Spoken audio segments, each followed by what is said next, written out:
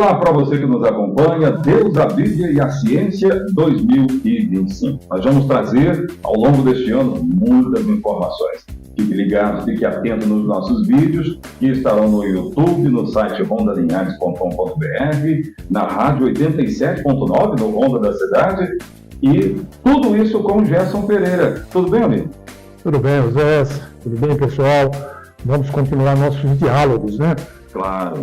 Nós dependemos dessas três grandezas que o Zé mencionou, então nós vamos continuar falando delas. Então vamos lá. Aí eu quero perguntar o seguinte, eu achei interessante. O que você tem na mão aí, Gerson? Pergunta. O que tu tem na mão? Me diga. Afinal de contas, o que você tem aí? Eu trouxe esse material aqui exatamente para enriquecer o sentido da nossa conversa. Ah, bacana. Aqui eu tenho um diploma confeccionado em pergaminho. Pergaminho? Pergaminho. E nós vamos falar da cidade de Pérgamo. Pergaminho porque é de Pérgamo? Exatamente. Ah, é? Olha que bacana. Material diferente, bem diferente. Olha isso. Estamos falando aqui de uma história de quanto tempo, hein? Esse papelzinho tem 48 anos. 48 anos. Olha isso. História bacana. E aí não para aí, né? Eu vi que você tem um outro material interessante aí também. Então, Pérgamo era uma cidade muito interessante. A última cidade que nós falamos era Esmirna. Pérgamo está a 80 quilômetros, naquela rota da estrada real. Pérgamo chegou a ser a capital daquela região, chamada Ásia Menor, foi substituída por Éfeso, mas com todo esse fulgor, Pérgamo, que tinha uma biblioteca, sofreu um boicote, porque os livros eram confeccionados em papiro. E eu trouxe para lhe mostrar aqui também bacana. Uma amostra. Foi exatamente assim. Uma amostra de papiro. Olha aí. Era onde... Deixa eu pedir para a nossa produção. Pega aqui, produção. Deixa aí. Deixa aqui que eu quero ver. Estamos falando de uma história bem gigantesca. Sim. Quanto tempo mais ou menos, né? Me diga aí, vamos chutar. Olha, a escritura que está nesse documento é de 1.500 anos antes de Cristo. Essa escritura aqui, Sim. Olha aqui, ó. Dessa escritura que a gente está falando, 1.500 anos. Sim. O Egito aplicou um boicote comercial. Ele já não fornecia mais o papiro. E Pérgamo tinha uma excelente biblioteca. Então, eles se viram na obrigação de criar um novo material, então criaram o pergaminho.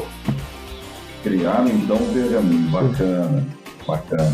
E aí, Gerson, dentro dessa história toda, ela é uma história antiga, mas que nos remete a muitas situações bíblicas, né? Sim. Isso aconteceu através dos escritos, através do papiro, enfim, né?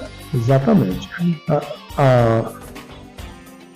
A descrição que nós vamos ter da cidade de Pérgamo, ela é muito importante, porque ela envolve condições morais, condições sociais, naturalmente econômicas e políticas. Como falamos, ela chegou a ser a capital da província da Ásia, que pertencia ao Império Romano, ali a partir do mar Mediterrâneo. Muito bem. Agora, quais os pontos-chave, Gerson, de Pérgamo? Quais são os pontos-chave que a gente pode enumerar, hein?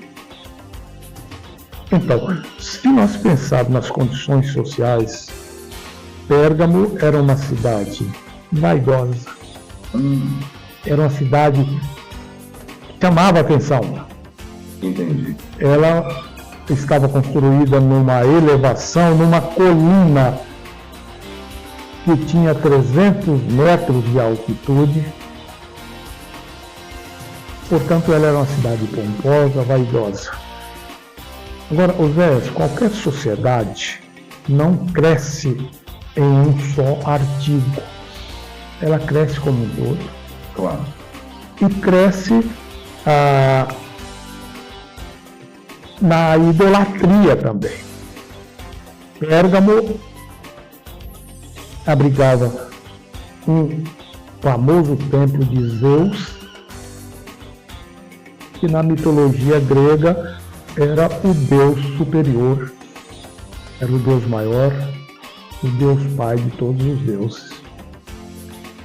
Do ponto de vista moral, a história de Pérgamo se confunde com a história religiosa, a história moral de Pérgamo. Por quê? Porque o Império Romano e o rei de Pérgamo, Átalo III, ofereceu a cidade ao imperador.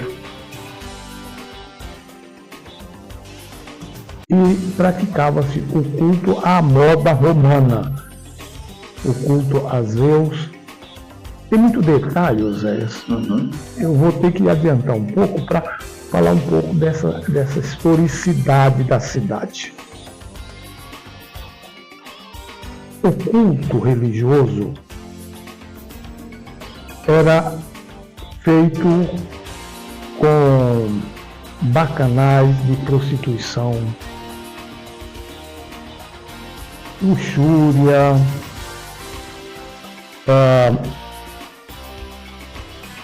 já que estou misturando religião com cultura, e eles são inseparáveis. A enciclopédia define a religião como uma subcultura. Não tem jeito de ser diferente. Foi em Pérgamo que pela primeira vez um imperador foi adorado como Deus em vida. Então tem todas essas implicâncias ou implicações,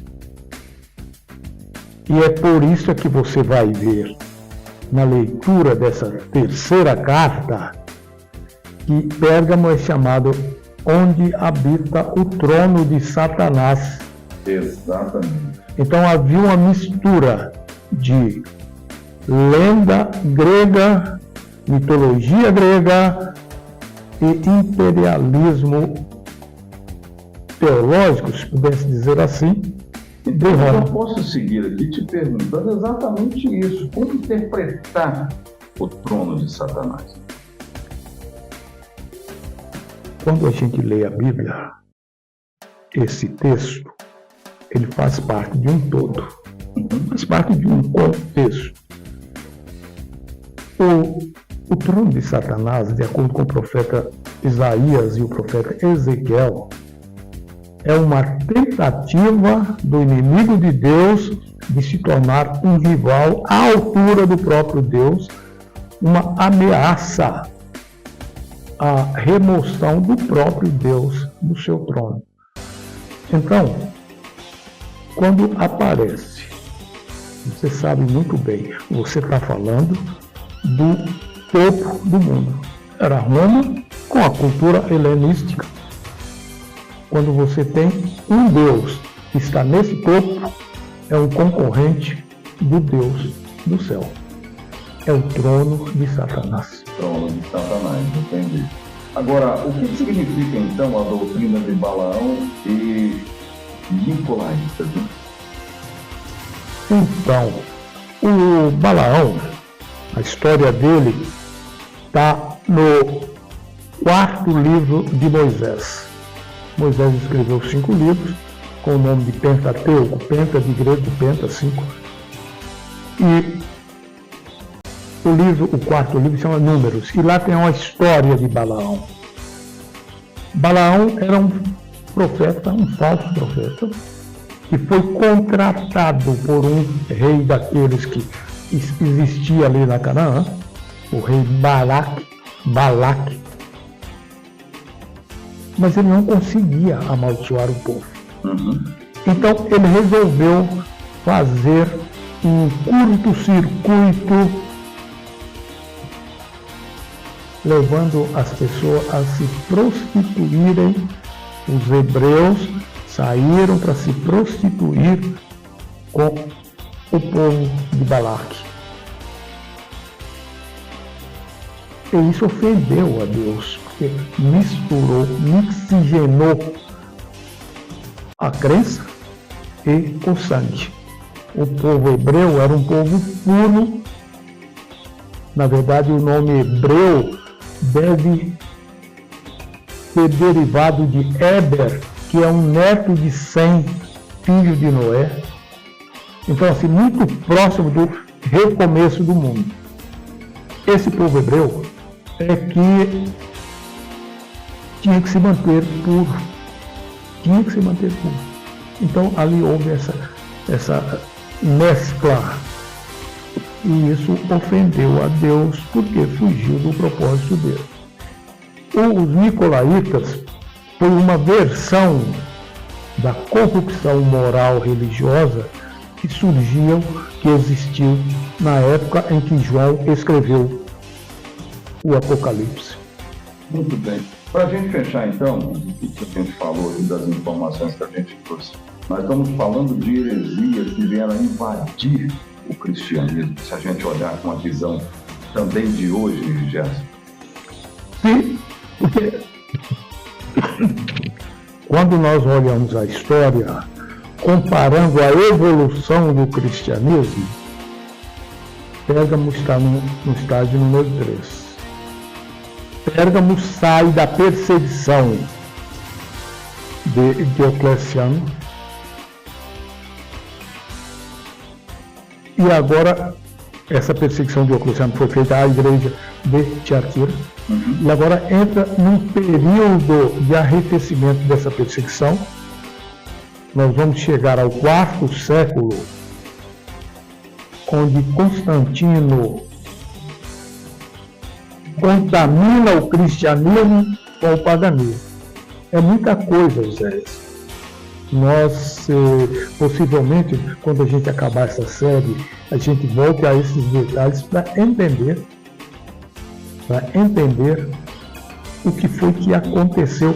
Eu fico aqui me sentindo pressionado, porque eu quero falar mais das coisas, mas nosso tempo é exíguo. O nosso tempo é muito pequeno. Mas nós vamos falar. Vamos falar. Só estamos começando 2025 com Deus, a Bíblia e a ciência. Gerson, mais uma vez, obrigado. Eu que agradeço o pessoal que está nos ouvindo. A gente volta sempre nas terças-feiras com outros vídeos e muito mais informações. Vamos sim.